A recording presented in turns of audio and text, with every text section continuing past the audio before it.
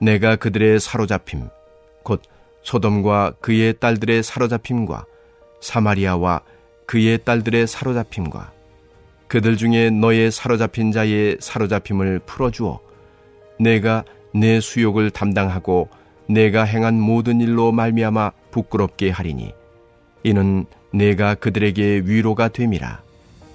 네 아우 소돔과 그의 딸들이 옛 지위를 회복할 것이요 사마리아와 그의 딸들도 그의 옛 지위를 회복할 것이며 너와 내 딸들도 너희 옛 지위를 회복할 것이니라. 내가 교만하던 때에 내 아우 소돔을 내 입으로 말하지도 아니하였나니 곧 내 악이 드러나기 전이며 아람의 딸들이 너를 능욕하기 전이며 너의 사방에 둘러있는 블레셋의 딸들이 너를 멸시하기 전이니라. 내 음란과 내 가증한 일을 내가 담당하였느니라. 나 여호와의 말이니라. 나 주 여호와가 이같이 말하노라. 내가 맹세를 멸시하여 언약을 배반하였은즉 내가 내 행한 대로 내게 행하리라. 그러나 내가 너의 어렸을 때에 너와 세운 언약을 기억하고 너와 영원한 언약을 세우리라. 내가 내 형과 아우를 접대할 때에 내 행위를 기억하고 부끄러워할 것이라. 내가 그들을 내게 딸로 주려니와 내 언약으로 말미암음이 아니니라. 내가 내게 내 언약을 세워 내가 여호와인 줄 내가 알게 하리니 이는 내가 내 모든 행한 일을 용서한 후에 내가 기억하고 놀라고 부끄러워서 다시는 입을 열지 못하게 하려 함이니라. 주 여호와의 말씀이니라. 여러분, 일본에는 킨치기라고 이 독특한 도자기 수리 기법이 있습니다. 금가루를 섞은 옷으로 깨진 도자기를 붙이는 방법인데 흠집난 자리를 숨기지 않고 오히려 금빛으로 빛나게 만듭니다. 그래서 수리된 그릇은 원래보다 더 귀하고 아름답게 보입니다. 이 킨치기처럼 하나님께서도 우리의 상처와 실패를 완전히 없애버리기보다 은혜로 덮으시고 회복시켜 더 귀한 삶으로 만드십니다. 오늘 본문 에스겔 16장에서도 하나님은 범죄한 백성을 심판하신 후 다시 회복과 용서를 베푸시는 모습을 보여주십니다. 에스겔서는 선지자 에스겔의 이름을 따서 붙여졌습니다. 이 책은 다가오는 유다의 멸망과 이방 나라에 대한 하나님의 심판을 기록하며 동시에 유다의 미래 회복을 약속합니다. 기록 목적은 분명합니다.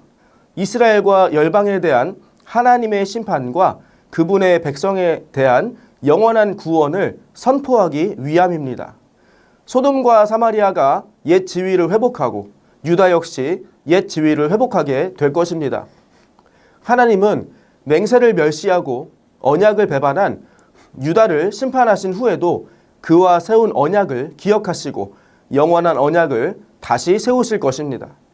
이것은 유다가 용서받은 후 지난 일을 기억하고 부끄러워하며 겸손히 하나님을 의지하게 하려는 뜻입니다.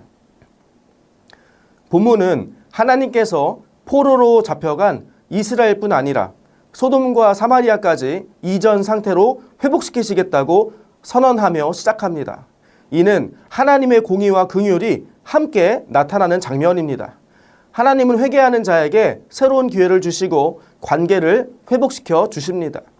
그러므로 과거의 실패와 수치에 매여 있지 말고 회복의 약속을 믿으며 하나님께 돌아와 주어진 삶을 신실하게 살아야 합니다.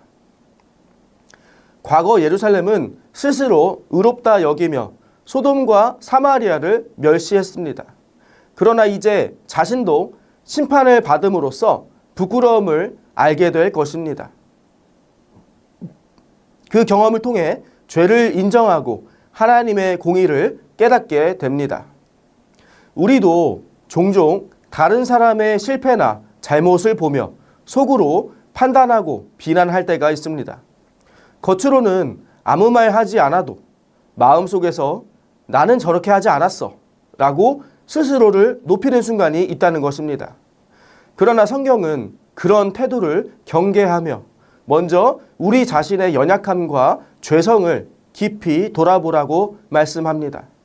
예수님께서는 가늠하다 현장에서 잡힌 여인을 정죄하려는 무리 앞에서 너희 중에 죄 없는 자가 먼저 돌로 치라 하셨습니다.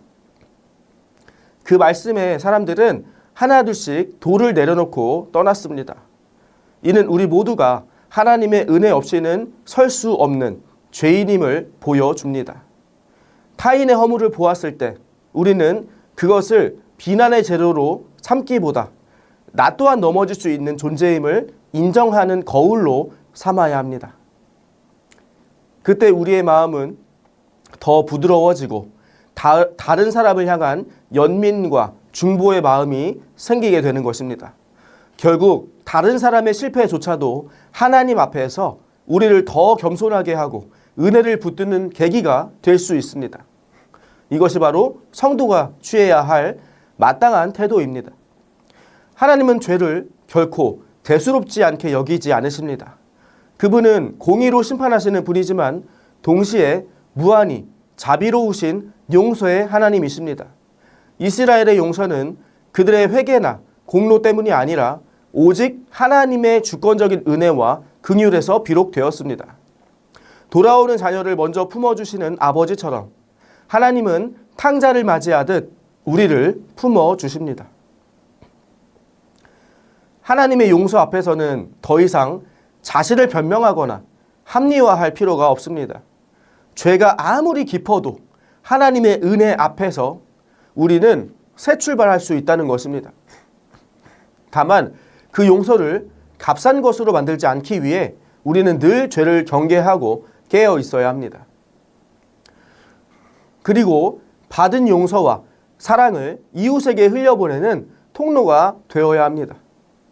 하나님의 자비와 죄사함의 크기를 표현한 성경 구절이 있는데요. 시편 103편 10절부터 12절까지 말씀입니다. 제가 읽어드리겠습니다. 우리의 죄를 따라 우리를 처벌하지는 아니하시며 우리의 죄악을 따라 우리에게 그대로 갚지는 아니하셨으니 이는 하늘이 땅에서 높음같이 그를 경외하는 자에게 그의 인자하심이 크심이로다. 동이 서에서 먼 것 같이 우리의 죄과를 우리에게서 멀리 옮기셨으며. 아멘. 본문의 마지막 부분에서 하나님께서는 예루살렘과 영원한 언약을 새롭게 세우시겠다고 분명히 약속하십니다. 이는 예루살렘이 과거에 얼마나 많은 죄와 실패를 저질렀던지라도 하나님의 변함없는 사랑과 긍휼이 여전히 그들에게 향하고 있음을 보여줍니다. 하나님은 그들의 행적을 잊으시거나 무시하지 않으시지만 그 모든 과거에도 불구하고 끝까지 관계를 끊지 않으시고 새롭고 견고한 언약으로 그들을 붙드십니다. 이 새로운 언약은 단순한 약속을 넘어서는 의미를 지닙니다. 하나님과 예루살렘 사이에 더 깊고 견고하고 영원한 관계가 맺어짐을 뜻합니다. 이는 하나님께서 그들을 향한 사랑을 다시 한번 확인시키시는 행위이며 그 사랑은 변함없이 지속된다는 증거입니다. 예루살렘은 자신이 저질렀던 죄악과 회물을 기억하며 깊은 부끄러움과 회개를 경험하겠지만 그럼에도 하나님의 크신 은혜와 사랑으로 위로와 소망을 얻게 될 것입니다. 이 은혜는 단순한 과거의 용서를 넘어서 앞으로의 삶을 새롭게 시작할 수 있는 힘과 용기를 줍니다. 우리 모두가 기억해야 할 점은 이 언약이 단지 고대 예루살렘만을 위한 것이 아니라는 것입니다. 오늘날 우리 역시 예수 그리스도를 통해 이 영원한 언약의 자녀가 되었습니다. 예수 그리스도의 피로 우리 죄가 깨끗하게 씻겨졌으며 하나님과의 화목이 이루어졌습니다.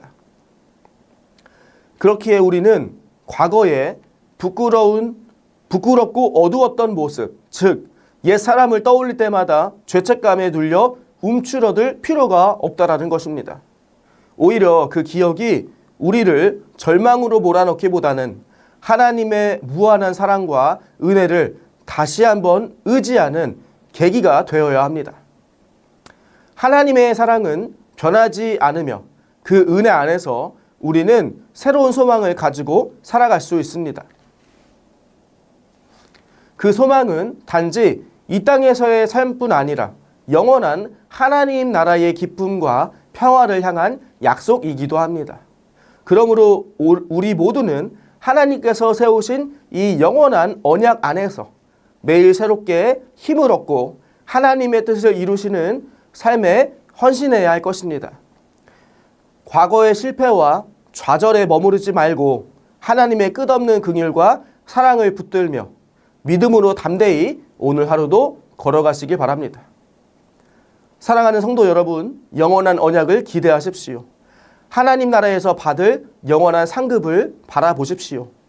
담대함을 잃지 말고 인내로 주의 뜻을 행하며 천국의 상을 기대하십시오.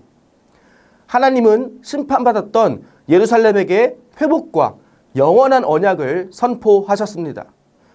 과거의 수치를 드러내시지만 동시에 긍휼로 관계를 회복시키시고 언약을 다시 세우십니다. 이 말씀은 우리에게 과거의 실패에 머물지 말고 회복하시는 하나님의 은혜를 바라보라고 초대합니다. 자신의 연약함을 깨닫고 은혜를 구하며 영원한 언약의 소망을 품고 살아가시기를 바랍니다. 마지막으로 도입에서 나눈 킨치기를 기억하시기 바랍니다. 금이 간 도자기가 금으로 채워져 더 아름다워지는 것처럼 하나님은 우리의 상처와 흠을 은혜로 덮어 이전보다 더 귀한 그릇으로 만드십니다. 그분의 손에 붙들린 우리의 삶이 하나님의 영광을 드러내는 회복의 증거가 되기를 축원합니다. 우리 함께 이 시간 기도하기 원합니다. 첫째로 오늘 말씀처럼 우리가 과거의 실패에 머물지 말고 회복하시는 하나님의 은혜를 바라보도록 기도하시겠습니다. 둘째로 다음 세대를 위한 새 성전 건축이 주님의 인도하심에 따라 순적하게 이루어질 수 있도록 함께 두 손 모아 기도하시겠습니다.